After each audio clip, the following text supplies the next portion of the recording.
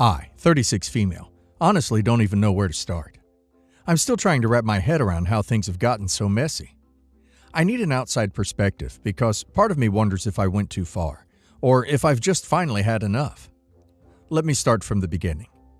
I was married to my ex-husband, Jake, 38 male, for 10 years. We have 2 beautiful children together, Ellie, 10 female, and Max, 7 male.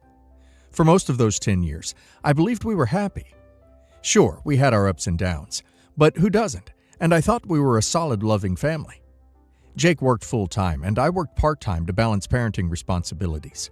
I cooked, cleaned, and did everything I could to create a good home for our kids. I thought we were a team. But apparently, Jake had other plans. More than 2 years ago, my world fell apart when a woman, Anna, now 27 female, showed up at my doorstep. She was visibly pregnant, maybe 6 or 7 months along. At first, I thought she was selling something or had the wrong house. But then she said, "I'm Anna, and I'm pregnant with Jake's child." I can still remember the way the world seemed to tilt at that moment. My mind refused to process her words. I told her she must have made a mistake, but she shook her head and started showing me proof. Text messages, photos of them together, screenshots of hotel bookings Jake had made. She told me they'd been having an affair for over a year. She said she was tired of being the other woman and wanted Jake to step up and take responsibility for their child. I was shaking by the time Jake came home. When I confronted him, he didn't even try to deny it.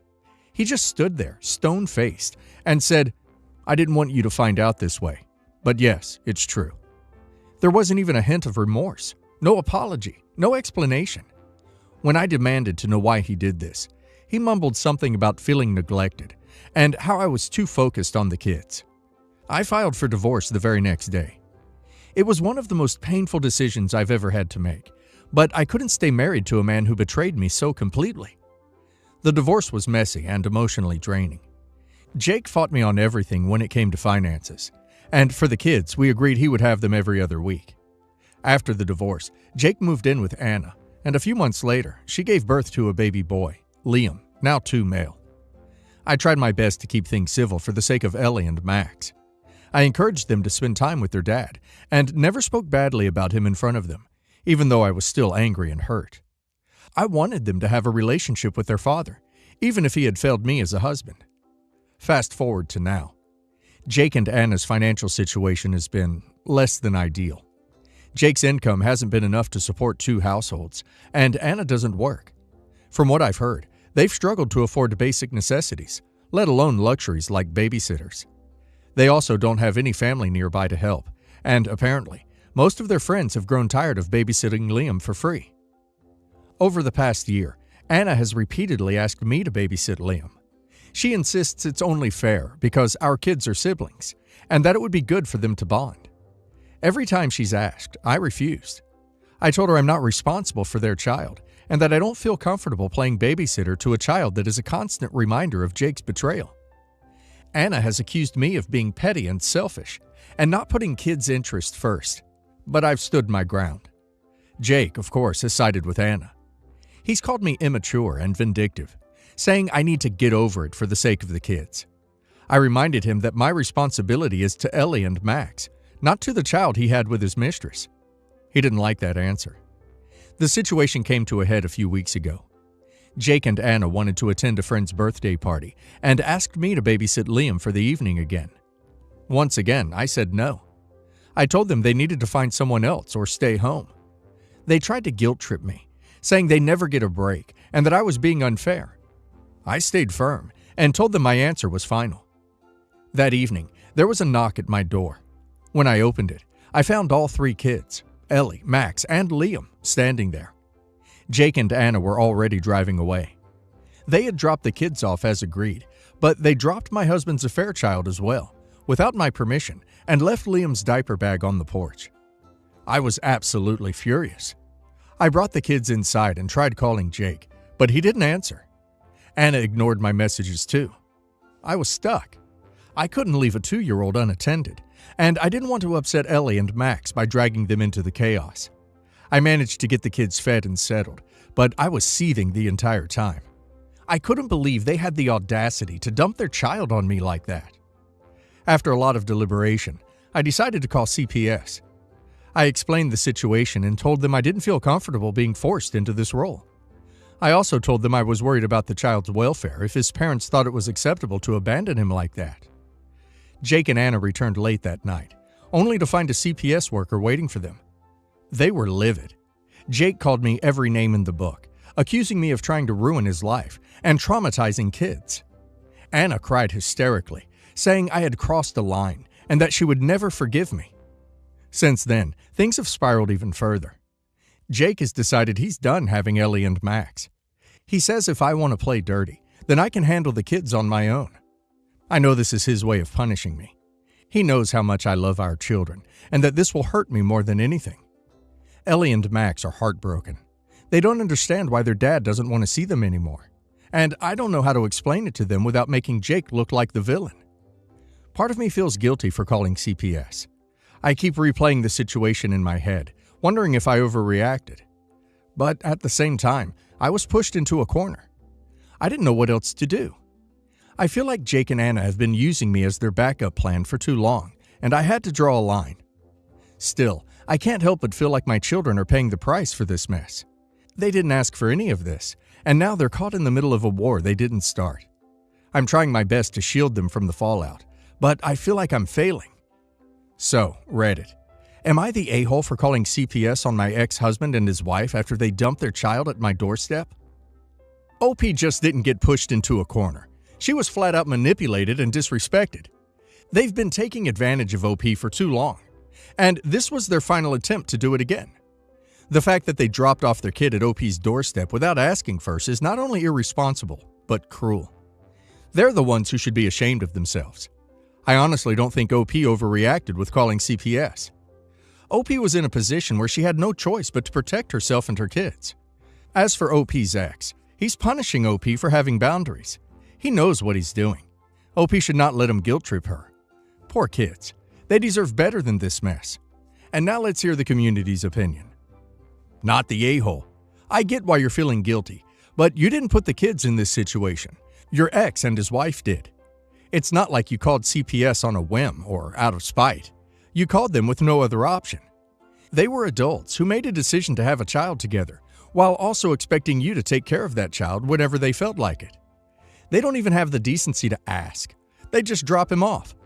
Honestly, I think the only people who are paying the price here are your children, and it's heartbreaking that they're being caught in the middle. But you can't sacrifice your own mental health and boundaries for them to keep walking all over you. Not the a-hole. It's one thing to ask for help when needed, but they just dropped off a child at your doorstep and thought it was fine? That's a huge red flag. It's incredibly selfish and reckless of them. Your ex is using the kids to get back at you, and he's been doing it for a while. He's weaponizing your love for your children and trying to manipulate you emotionally. You did the right thing by involving CPS. They need to be held accountable for their actions, and your children will see you stood up for what was right, even if they're hurt right now. Your ex and Anna are trying to control the situation by emotionally manipulating you. They were incredibly irresponsible by leaving their child with you without consent. And I'm sorry, but that is what traumatizes the child, not you calling CPS. You have every right to set boundaries, and they've clearly overstepped by thinking they can rely on you without asking. I can understand how difficult this is for your kids, but you can't allow them to use your children as pawns in their game. Your ex is trying to hurt you, but you need to protect yourself and your own kids from further emotional damage. You did the right thing by calling CPS. It wasn't your fault they acted recklessly. My husband just died, and he left me the house that he and his late wife had together. His late wife came into the marriage with the house from her grandparents. They had one child together, my stepdaughter, who I met when she was 13.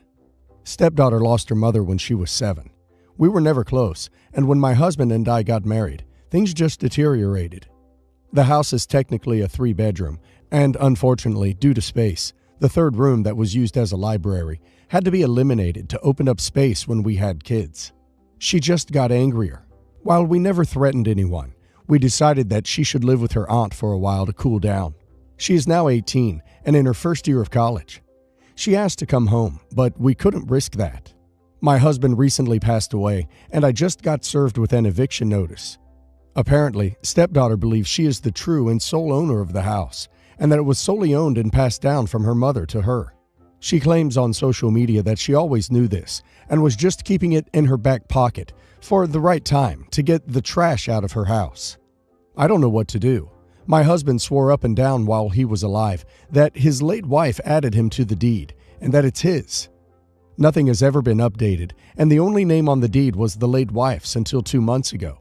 Stepdaughter's mother's executed will has stepdaughter as her sole heir by name, including the house, and my late husband was left something separately. My late husband's will leaves me the house and stepdaughter some money. This is a very high cost of living area. It's not uncommon for one bedroom to cost $2,000 per month. This house is estimated to be worth about $3.2 million.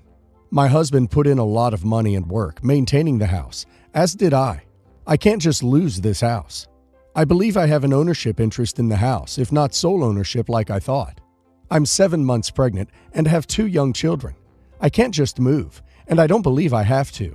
Stepdaughter is full blasting me on social media, and even saying that she's not abandoning her siblings, as she's happy to take care of them if I'm not interested. I just can't stay in the house. Am I the a-hole for contesting this will and fighting my stepdaughter for the house? You're the a-hole.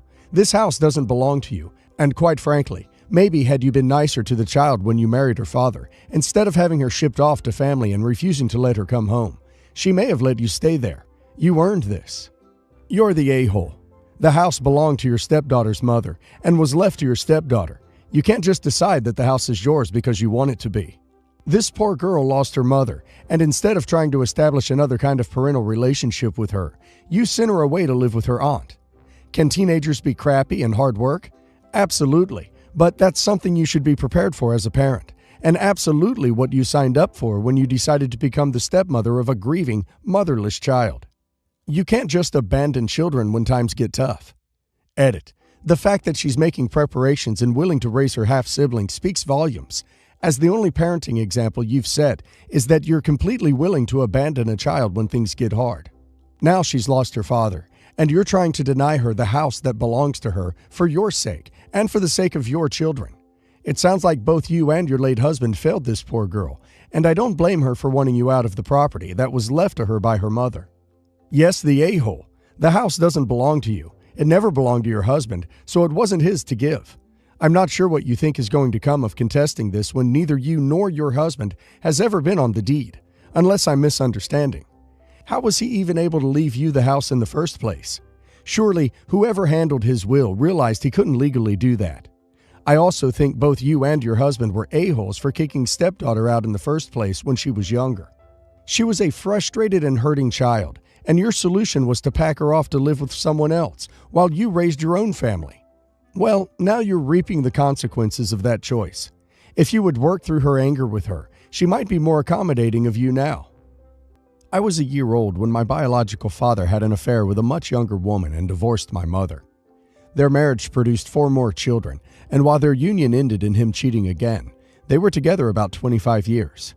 He did not contribute financially to my upbringing, nor did he seek any sort of relationship with me despite my extended family frequently attempting to set it up. My mother remarried and my stepfather formalized our relationship by adopting me, and I grew up in a wonderful, loving family. Anyway, that all leads me here. A couple of years ago, he was diagnosed with a life-threatening illness and due to complications, was not eligible for a transplant that may have saved his life. At this point, I reached out and tried to get in touch. We had sporadic contact for about 18 months, but due to the distance, I wasn't able to visit. For the first time in my life, he called me for my last birthday and wished me well. Mid-February, and I got several calls from him, our extended family, and his other children begging me to come see him as he wasn't doing that well. I was traveling interstate with work at the time and dropped everything to fly across the country to be there and spend several days with him. He apologized, and we had a tough conversation, and I thought things ended positively. I returned several weeks later for the funeral. Last week, the will was read, and while I wasn't expecting anything, nor do I need anything, I certainly wasn't expecting for him to explicitly exclude me, as he said I chose not to be a part of his life. He made this will a week before he died. I am hurt and incredibly disappointed that he would do this, yet beg and plead to see me at the end. Due to the nature of the wording of the will, I am now entitled to request any previous wills from his lawyer. Does this make me an a-hole if I do this? Not the a-hole, but I think I'd leave it if I were you. Your father was a deadbeat a-hole who never made an effort with you, and then apparently decided that it was your fault. I try to forget he existed personally. The a-holishness depends a lot on what your father's estate comprises. Like, if it's basically just the family home and car, then yeah, you'd be an a-hole for trying to claim a stake in it. If there's a lot of wealth, cash, etc., then maybe not so much. In particular, if there's a potential claim against his estate for 17 years unpaid child support. Get legal advice. You're the a-hole. This will be unpopular, but the reality is, through no fault of your own, you were estranged for many years.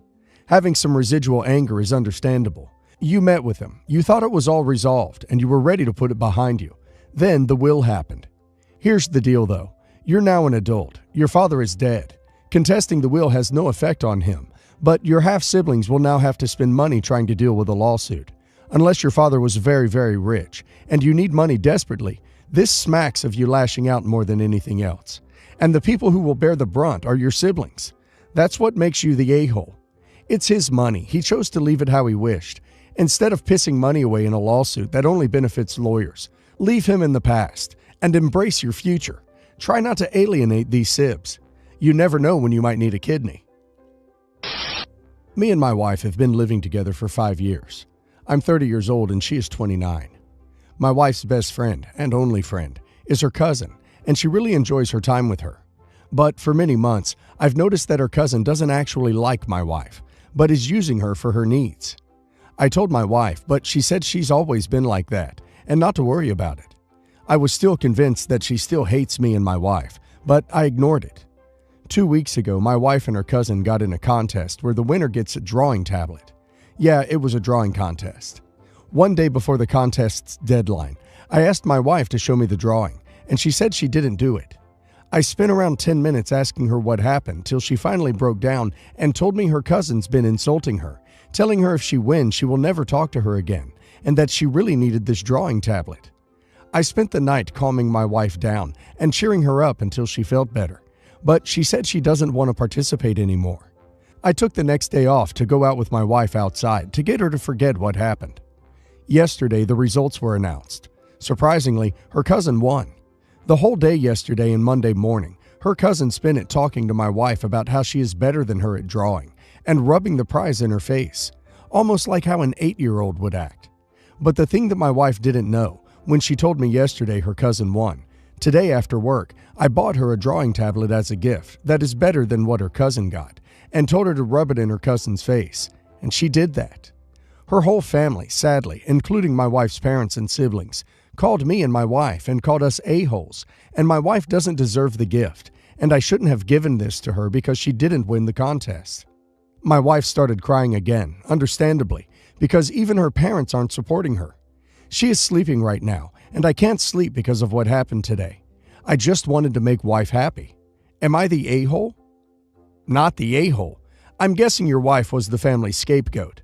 That's why she's friends with someone who's so cruel to her, and has normalized it. Only friend, too.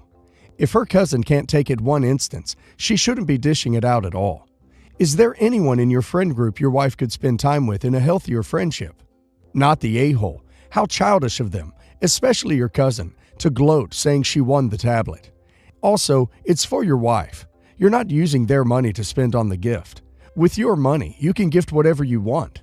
I feel like you both shouldn't have stooped down to the cousin's level, which is what ticked the other family off. If you kept it yourself, there would be less of an issue. Not the a-hole, though it is questionable you instructed your wife to rub it in cousin's face. But man, that family sucks immensely. You got your wife a considerate gift for a hobby, and somehow they decided she doesn't deserve it because she didn't win the contest. They must have missed the memo where the item wasn't the prize, thus making their comment inaccurate and just mean-spirited. My 28 female parents are organizing a family holiday abroad and have approached me stating that they will be paying for my sister's 30 female holiday but not mine. This is because to them, I can afford it and she cannot, and that is the only way we would be able to go on vacation together. They couldn't pay for us both. That it's their money and they can do as they wish with it, and that I'm in a good spot financially right now, and my sister isn't, If I ever find myself in a bad spot, they will help me out. But to me, it's not that simple. I'm more financially stable than my sister because I have chosen to live in a cheaper area, despite being further from my friends, followed a career path where financial security is guaranteed, and always live well within my means.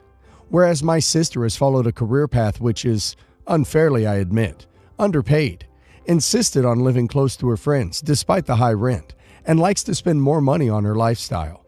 My parents think the crutch of it is that I'm lucky that my passion lines up with a well-paid job, and my sister is unlucky that her passion does not.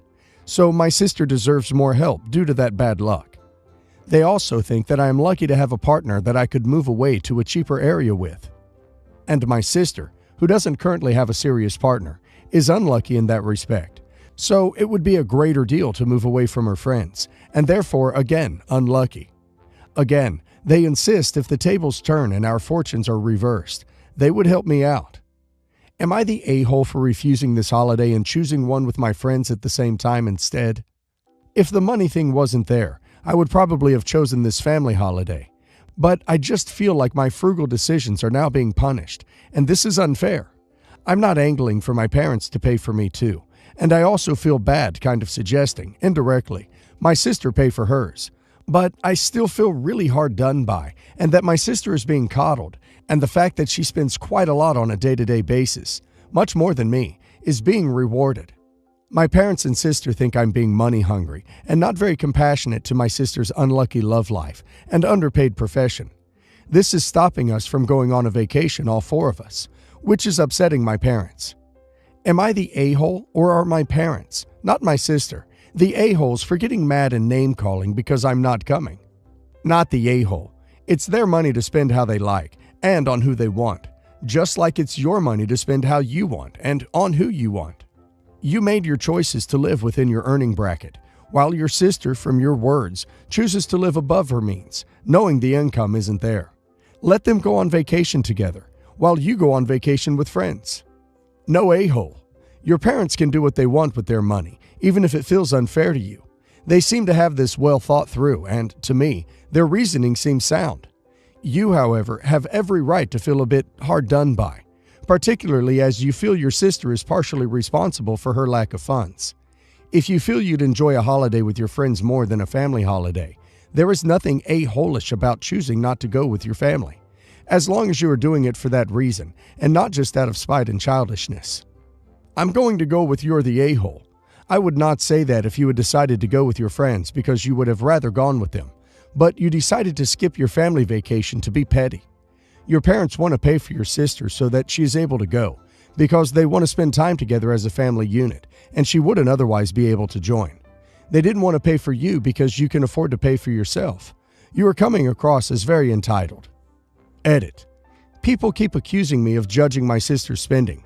I'm not judging it at all. I think it's great she goes out and has a good time. We're just different. But at the end of the day, I'm still being asked to spend more than her on the same things. It makes my sacrifices not feel worth it. It's more a comment on the saving I do to be able to afford this holiday, rather than exactly what she isn't doing in order to not afford it. Edit 2. My solution to this problem isn't to insist she pays and either bankrupts herself or doesn't go. I don't want that at all. We would never go without her if she couldn't afford it, so please stop telling me that's my ideal solution. I think we should find a cheaper holiday, or move the holiday back if she wants time to save, or prioritize it over another holiday next year.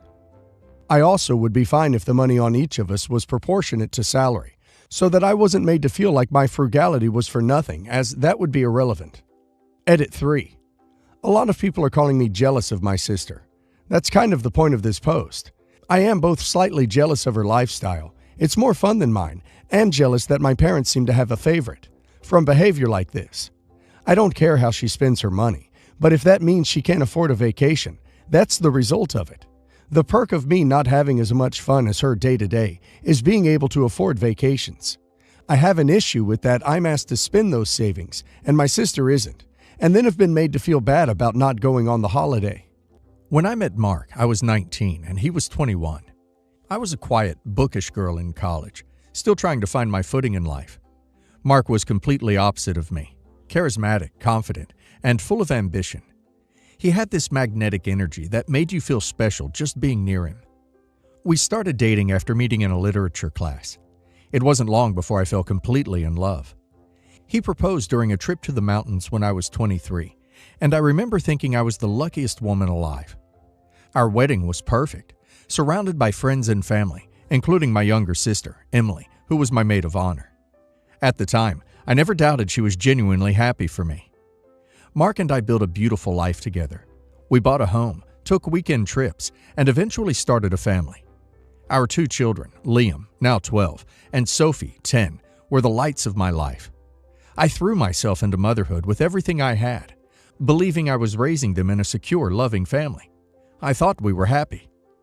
My sister Emily was the kind of person who always drew attention, but not always for the right reasons. She had a way of making everything about her problems, her drama, her triumphs. She was impulsive, often acting on feelings without thinking about the consequences. Growing up, I was the one who tried to smooth things over when Emily stirred up trouble, whether it was with friends, family, or at school. She wasn't a bad person, but she had a knack for creating chaos wherever she went. Despite all this, I loved Emily. She was my little sister, and I always believed that deep down, she had a good heart. She was a regular presence in my life, visiting often and spending time with my kids. I thought she adored them. I thought she loved me too. I never suspected for a moment that she would betray me in the worst way imaginable. 5 years ago, everything changed. I came home early one afternoon after leaving work with a migraine. I opened the front door to an eerie quiet. At first, I thought no one was home, but then I heard noises from upstairs, noises that didn't belong in my house. I walked into my bedroom and saw Mark and Emily together. I don't remember much after that moment. My ears started ringing and my vision blurred. I stood there, rooted to the spot, while they scrambled for clothes and excuses. Mark tried to speak, but I couldn't hear him over the sound of my own heart shattering. Emily didn't even bother apologizing. She just stood there, looking defiant, and said, "We didn't want you to find out like this." I left the house that day and never came back. The divorce was swift and brutal. I couldn't look at Mark without feeling sick, so I let the lawyers handle most of it. He tried to justify what he'd done, claiming he fell out of love, and that we grew apart and Emily is the one who understands him. It was disgusting. Emily, on the other hand, acted as if she was the victim. She told our parents that she couldn't help who she fell in love with, as though that excused betraying her own sister. To their credit, my parents were horrified. They cut ties with Emily completely, disowning her and refusing to have any contact with her. I didn't ask them to do that, but I was grateful they supported me. Mark and Emily got married a year later and had twins, Ava and Lucas, now 4. I tried my best to focus on raising Liam and Sophie, shielding them from the chaos as much as I could. It wasn't easy. They had to visit their father and his new wife, a woman they once called Aunt Emily, and it caused a lot of confusion and resentment. Last year, Mark was diagnosed with a heart condition. He passed away unexpectedly 6 months ago, leaving Emily alone with 2 young children. She had been a stay-at-home mom during their entire marriage and had no job, no income, and no savings. Her world crumbled, and for the first time, she had no one to lean on. A few weeks ago, Emily showed up at my door. I hadn't seen her face-to-face since the affair, and the years had not been kind to her. She looked tired, worn down, and desperate. She broke down crying, saying she had no one else to turn to. She begged me to help her, saying she couldn't support Ava and Lucas on her own. Her words stunned me. After everything she'd done, destroying my marriage, ripping my family apart, and leaving me to pick up the pieces, she had the audacity to ask for my help. She even tried to guilt-trip me, saying, "They're your niece and nephew. You can't just turn your back on them." I told her no. I said I had my own children to care for and that I couldn't take on her burdens. She exploded, calling me heartless and cruel, accusing me of punishing her children for her mistakes. I told her she needed to figure things out on her own, just as I had to when she and Mark turned my life upside down. Since then, Emily has been relentless. She sent me dozens of messages, alternating between begging for forgiveness and threatening to sue me for financial support. She claims that because my children and her children are siblings, I have an obligation to help. She even tried to involve our parents, but they refused to engage with her. They're still furious about the affair and want nothing to do with her or her kids. Liam and Sophie are old enough to understand the situation, and they've asked me why Aunt Emily is trying to contact us. I've tried to explain in a way they can understand, but it's hard. They're still hurt and confused by everything that happened, and I don't want to expose them to more drama. My priority has always been protecting them, and I'm determined to keep it that way. I feel torn. Part of me wonders if I'm being too cold-hearted, if I'm letting my anger and pain cloud my judgment. But another part of me feels like this is justice, that Emily is finally facing the consequences of her actions. I rebuilt my life from the ashes of her betrayal, and I don't think I owe her anything. So, Reddit. Am I the a-hole for refusing to help my sister after everything she's done? Let me get this straight. She destroyed OP's, her sister's marriage, tore OP's family apart, and then expected OP to play savior when her life fell apart? No, absolutely not. OP owes her nothing. Her children may be innocent, but that doesn't make them OP's responsibility. Emily needs to grow up and take responsibility for her own choices. She can go and get a job like most people do. As for her threats to sue OP, that's just laughable. OP can let her waste money she doesn't have on a lawyer who will tell her she doesn't have a case. OP's already been through enough. And now let's hear the community's opinion. Your sister is something else. First, she betrays you in the worst way possible, then marries your husband, and now she's playing the victim because her terrible choices came back to haunt her? The audacity is unreal. I can't even begin to imagine how painful it must have been for you to rebuild your life after that betrayal. But you did it. You've protected your kids and given them a stable life. You don't owe her or her children anything. If she's desperate for help, there are resources out there, but you are not one of them. Not the a-hole. Not the a-hole. I feel for Ava and Lucas, but her situation is 100% Emily's fault, not yours. She chose to blow up your marriage and alienate her family. Now she's facing the consequences. It sounds like she's only reaching out because she knows you're stable and she can't manipulate your parents anymore. You've already sacrificed so much because of her betrayal, and it's not fair to ask you to sacrifice more. If anything, Emily should be grateful you're not suing her for emotional damages. Not the a-hole at all. What Emily is doing is called manipulation. She's hoping you'll feel guilty enough to cave in, but don't fall for it. She made her bed, and now she has to lie in it. If she were truly remorseful, she would have started by apologizing for what she did to you. But instead, she demanded and threatened. That tells you everything you need to know. Protect your peace and your kids. Let Emily figure her life out. It's not your job to save her from herself. Okay, so some backstory first. My mom grew up fairly wealthy, but with a mom who thought they were high society. That is questionable. My dad grew up dirt poor, like not eating most nights, but had a fairly successful career when he met my mom. My grandma didn't want my mom to marry my dad and kicked her out of the family. My dad's career really took off, and my grandma desperately tried to fix things because my mom had serious money now, but my mom refused. I met my grandma as an adult, and we have an okay relationship. She was there for me when my parents weren't, and while how she treated my dad was wrong, I have some issues with my parents, and meeting extended family helped me to deal with that. I'm getting married, and my parents said they would pay for the wedding. They paid for my sister's, and it was extremely over the top, so we are talking big budget. They might help us get a house, too. My dad doesn't want to, but my mom told him they kind of have to because they helped her. My fiancé is aware of this. My fiancé doesn't like my mom very much. It is kind of mutual, but the relationship isn't contentious or anything. They just ignore each other when they can and roll their eyes at each other. My grandma offered my fiancé this incredible heirloom veil. It is really beautiful and was supposed to go to my mom, but didn't for obvious reasons. My mom found out and screamed at my fiancé that it was a slap in the face, and if she wore it, my mom would not be at the wedding, and she isn't paying for it. My fiancé said no one was going to emotionally manipulate her and told my mom to duck off. I can get behind this sentiment, but when we talked, she is still expecting the wedding we had discussed, but she knows we can't afford it on our own. I called my mom and explained that she was being manipulative, but she wouldn't talk to me and put my dad on the phone, who said some awful things, and I ended up hanging up.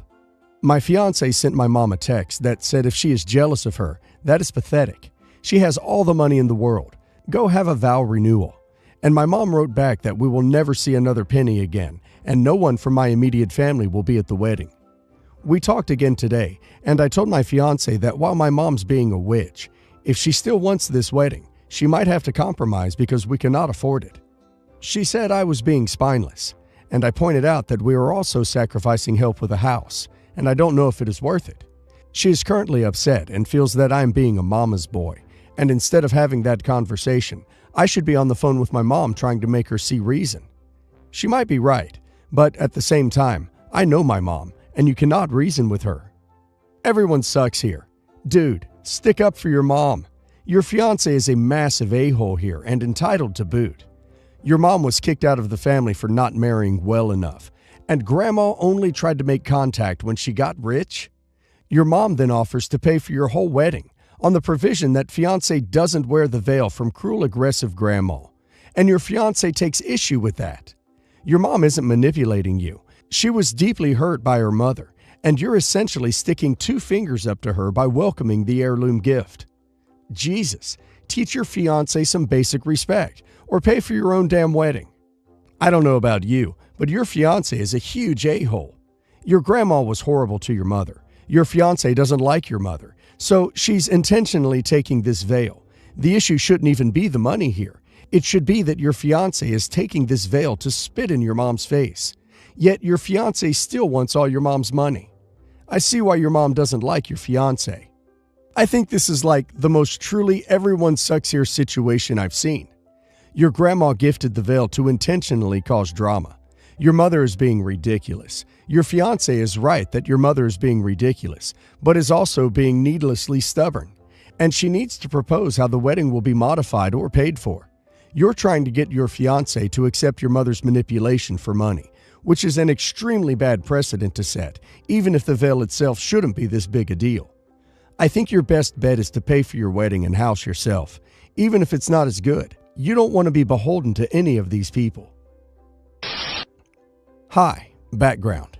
I come from a wealthy family and had a lot of help paying for my own wedding, of which I'm thankful and grateful. So I had a very expensive beaded, bejeweled 12-foot cathedral veil, and also used a show-stopping heirloom family piece of jewelry that every female in my family has gotten married in for the last few generations. I have a friend, A, who's getting married and is paying for the wedding without family help. She's on a tight budget. My veil would look fabulous with her dress, as would the heirloom piece of jewelry. They're both statement pieces. I've already given her a lot of leftover things from my wedding: decor, furniture, accessories, and the like, which was 6 years ago. And I didn't know A very well then, so she wasn't invited. I also hooked her up and got her a great deal with the venue she's using. It's the same as the one I used. My friends are all putting a lot of pressure on me to let her use my veil and the heirloom jewelry, which I wouldn't mind, except I haven't been invited yet. I'm honestly too embarrassed to ask my friends if they've received invites, and they're all much closer to her than I am, and I get social anxiety about that kind of stuff. I asked my closest friend about it a few months ago, and she hadn't received her invite then either, but that I should offer it up anyways, because money isn't an issue for me, which honestly it's not. My friends have mentioned the veil and jewelry to A, so I know in the back of her mind she's expecting them, but hasn't said anything directly to me about it. A talks about the wedding around me a lot. I've seen the dress, flower girl dresses, the flower arrangements, and I know her fiancé a little. We're well past the point when a save the date would be appropriate, and I know the wedding date because I looked up her registry online. Also, ironically, I will be the one hosting her wedding shower because I have the largest house and have hosted a whole bunch of showers there. I've hosted all of our other friends' showers, so they're expecting me to host this one. The comments about my veil are coming almost daily now, and I've had to take it out of the preservation box to use it. My friends are mad because A's paying out of pocket and doesn't have the support I did, and argue that the items are going to waste and were too expensive to use just once. I agree on that, but I don't want her to borrow the jewelry and veil if I'm not invited. It's not an issue of her damaging it. It did cost a fortune, and I'd be happy to share it, but it's just an ego thing, honestly, which makes me feel like I may be the a-hole. However, I know I'd be heartbroken to see my veil and jewelry show up in her Insta and Facebook for an event I wasn't invited to. Am I the a-hole if I don't offer up the veil and jewelry until there's an invite? At this point during my wedding, I'd sent out both my save the dates and the invites, and I'm too awkward to just straight up ask her, especially since she wasn't invited to my wedding. Not the a-hole. You've already given so much, and it's a huge jerk move for people to just expect this from you just because you were better off financially. They are expecting a huge amount from you, like hosting the shower. As for not getting invited, I would refuse to host the shower, saying you didn't want to impose yourself on the wedding when clearly that's the maid of honor's job. Let's see how fast your invite comes then. Not the a-hole. Your veil and heirloom jewelry are pretty personal items. It's not okay that your friends are pressuring you to share them. You have already helped out with plenty of things. Not the a-hole. Your friends are taking advantage of you. I would state firmly and simply, I've given this some thought, and I'm not comfortable sharing such sentimental pieces. I'm sorry. Same goes for the bridal shower. You have zero responsibility towards anyone there. Normally hosting it is the maid of honor shtick, not someone who isn't even invited to the wedding. For duck's sake. I, 54 female, am the mother of a daughter, E, 24 female, and a son, F, 21 male. I also am the stepmother of 2 women, L, 37 female, and J, 35 female. When I met my husband, 56 male, 26 years ago, he was already divorced for 6 years from his ex, D, 56 female. When we first decided to get married, I had a discussion with D and the girls, and we came to the conclusion that I would be treated as an aunt, as the girls did not want another parental figure. When L and J got married, they wanted me to be a regular guest and not a part of their party. I was okay with that. The same thing happened when they had kids, except the kids call me Grandma OP.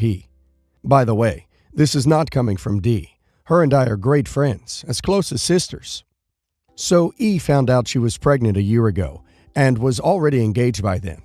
I organized her baby bridal shower, and my gift to her was a handmade baby outfit, a framed cross-stitch baby room sign with his initials, a handmade veil, and a hand-stitched handkerchief with her future initials. A few days later, during a family dinner, Elle said that she felt kind of left out that E got handmade gifts, while all I got her was something off her register. I replied that what E got were traditional gifts from my side of the family, and that I didn't want to burden her and Jay with them. Fast forward to my daughter's wedding day, and while doing my whole Mother of the Bride speech, I brought out another gift tradition. It's a leather-bound journal with her initials embossed in gold leaf. It was started by my mom when I found out I was pregnant, with letters to my daughter every month. Then I took over the day she was born by writing letters every birthday and milestone. Now it was up to her husband to keep it safe and fill it. Elle and Jay again said that they felt I was giving her very thoughtful gifts, while I bought whatever from their registries, and that I was treating my soon-to-be biological grandson better than their kids, even though their kids love me the same way they love D. I again said that this was a family tradition and that I did not want to overstep. Then, this Thanksgiving, I thought that since they were so bothered, I made the same journals for the rest of the grandkids. They cost a pretty penny, and it took me literally weeks to finish.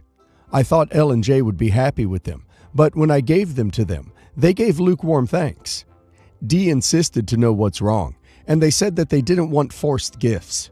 I was so upset that once I'd made sure the kids couldn't hear, I just went off on them. I said that they were the ones who didn't want to be part of my family traditions. I was just trying to be respectful, and when they wanted to, I did my best to include them. Then I made them give me back the journals and said that I was never going to include them again because I'm tired of them jerking me around. Now that I cooled off, I feel like a total a-hole. Not the a-hole. They didn't want you to be involved and got pissed because you treated your daughter as your own. Not the a-hole. They decided that they didn't see you as a mother figure, but as an aunt 26 years ago. They made their bed, so they get to lie in it. Not the a-hole. They made it clear what kind of relationship they wanted and expected, and it is the relationship that you have agreed to fulfill and respected. I would speak to your husband and let him know that you have done nothing but followed through with this, and if they want or expect more, they should make it clear to you. It doesn't sound like you were unwilling. So, I have this friend Anna, 32 female. We've been best friends since we started school, and despite a few small arguments, we've always been close. About 2 years ago, my now husband and I decided to get married after 10 years of being together and 2 children. We set the date for about a month ago. I asked Anna to be my maid of honor, and she immediately accepted. About 7 months ago at my bridal shower, Anna excitedly announced she was pregnant. She doesn't have a partner, so she told everyone how she was using donated sperm. I was so happy for her. She assumed I was going to kick her out of the bridal party, and I told her it wasn't happening. She could do as much or as little as she wanted to, because I've been there and I know how exhausting pregnancy can be. As the months progressed, Anna came to me and said she was feeling overwhelmed. She had deemed her pregnancy to be high risk because she was so tired and put herself on bed rest. I said it was no problem. If she still wanted to be in the wedding, I would make any accommodations for her so she could. She told me she wanted to come to the wedding, but not be in the bridal party anymore. I told her no problems. It was fine. Whatever made her happy. In the meantime, I took her to her appointments and she came to my dress fittings. I ended up asking another good friend to be maid of honor, and she was thrilled. The day of the wedding comes, and Anna turns up in her maid of honor gown. No problems. I assume she just felt beautiful in the dress, and proceeds to tell everyone that I'd kicked her out of the wedding because I was jealous of her pregnancy, and I didn't want a fat girl in my wedding pictures. Everyone kept this well hidden from me on the day, but in at least 5 of the videos from the wedding, you can clearly hear Anna talking about me, telling people that I'm such a horrible friend and that I'm jealous because she's pregnant. I was shocked, and the next time I caught up with Anna, I asked her what the problem was. I tried to be accommodating, but she insisted on not being in the wedding. It was her choice. She said it was just a joke and she was just being funny. It wasn't a big deal. I yelled at her that it wasn't funny, and people believed her claims. I told her she was an awful friend for doing that to me. I wasn't jealous of her. I had tried to be a good friend to her, but this felt like a slap in the face. She exploded at me about it and said I was a bridezilla. I told her to leave my house, and we haven't spoken since. Now she is saying that I was verbally aggressive to her for being pregnant and ruined her pregnancy by making it all about me and my stupid wedding. Am I the a-hole? Update.